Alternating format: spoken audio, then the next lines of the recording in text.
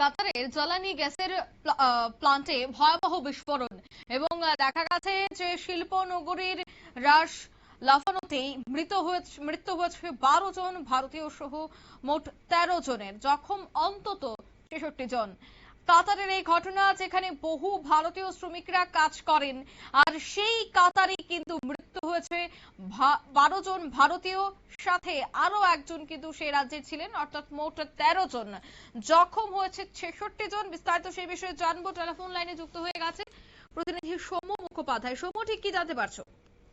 দেখো, গত মার্চ মাসে যখন ইরান এবং আমেরিকার মধ্যে যুদ্ধ চলছিল, সেই পরিস্থিতিতে রাস লাফানে, এই যে কাতারের যে সব থেকে বড় জ্বালানি গ্যাসের প্ল্যান্ট রয়েছে, সেইখানে ক্ষেপণাস্ত্র হামলা চালিয়েছিল ইরান, এবং এর ফলে কিন্তু মানে ব্যাপকভাবে গ্যাস সরবরাহ গোটা বিশ্ব জুড়েই প্রভাবিত হয়েছিল।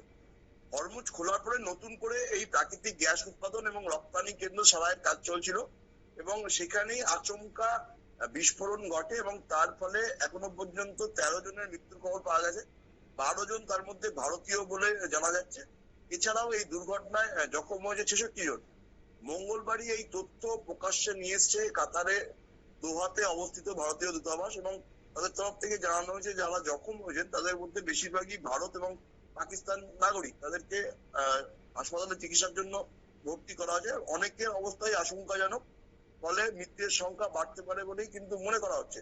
যেটা কাতারের শক্তি মন্ত্রণালয়ের তরফ থেকে জানা গেছে যে রোববার দিন কাজ চলার সময় আচমকা বিস্ফোরণ হয়েছিল, এবং এই বিস্ফোরণটা হয়েছিল কাতারের শিল্প নগরী রাস লাফানের বারজান গ্যাস সরবরাহ কেন্দ্রে, যেটা কাতারের সব থেকে বড় এলএনজি উৎপাদন এবং রপ্তানি কেন্দ্র।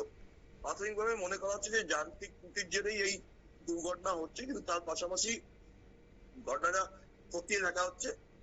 যেটা তথ্য প্রকাশ্যে এসছে যে 66 জন যারা জখম হয়েছে তাদের ভারত এবং পাকিস্তানের নাগরিক, এবং তারা ওয়ার্ক পারমিটে কাতারে কাজ করতে এসেছিল। আচমকা এই দুর্ঘটনা ঘটে যায়। ইতিমধ্যেই দোহায় অবস্থিত ভারতীয় দূতাবাস তারা নিহতের পরিবারের প্রতি সমবেদনা জানিয়েছে, এবং কাতার কর্তৃপক্ষের সাথে সমন্বয় রেখে সব রকমের কাজ হচ্ছে বলে জানিয়েছে। দূতাবাসের তরফ থেকে একটি পোস্ট করা হয়েছে এক্স হ্যান্ডেলে, তাতে বলা হয়েছে যে দুর্ঘটনায় ক্ষতিগ্রস্ত ভারতীয় নাগরিক এবং তাদের পরিবারকে সব রকমের সাহায্যের জন্য কাতার প্রশাসনের সাথে যোগাযোগ রাখা হচ্ছে, এবং নিহতদের দেহ যাতে দ্রুত ভারতে ফিরিয়ে আনা যায় তার জন্য যথাসম্ভব পদক্ষেপ নেওয়া হচ্ছে। কাতার প্রশাসন সূত্রে জানা গেছে যে বিস্ফোরণ এতটাই তীব্র ছিল যে রাস লাফান থেকে 70 কিলোমিটার দূরেও মধ্য দোহা অঞ্চল এই বিস্ফোরণে কেঁপে ওঠে, এবং বহু জায়গাতেই ঘর বাড়ি ফাটল ধরেছে বলে জানা গেছে। এর ফলে স্থানীয় বাসিন্দারা বিস্তীর্ণ এলাকা তারা রাত্রিবেলা ঘর ছেড়ে বেরিয়ে এসে বাইরে আতঙ্কিত হয়ে পড়েন। তবে পরিবেশগত কোনো ঝুঁকি হয়নি।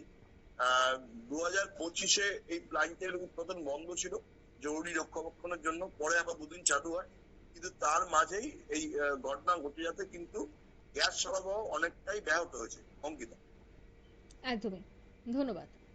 অর্থাৎ গ্যাস পরিষেবা ব্যাহত এবং অন্যদিকে এই বিস্ফোরণে কিন্তু হতাহতের সংখ্যাটাও অনেকটাই বেশি রয়েছে।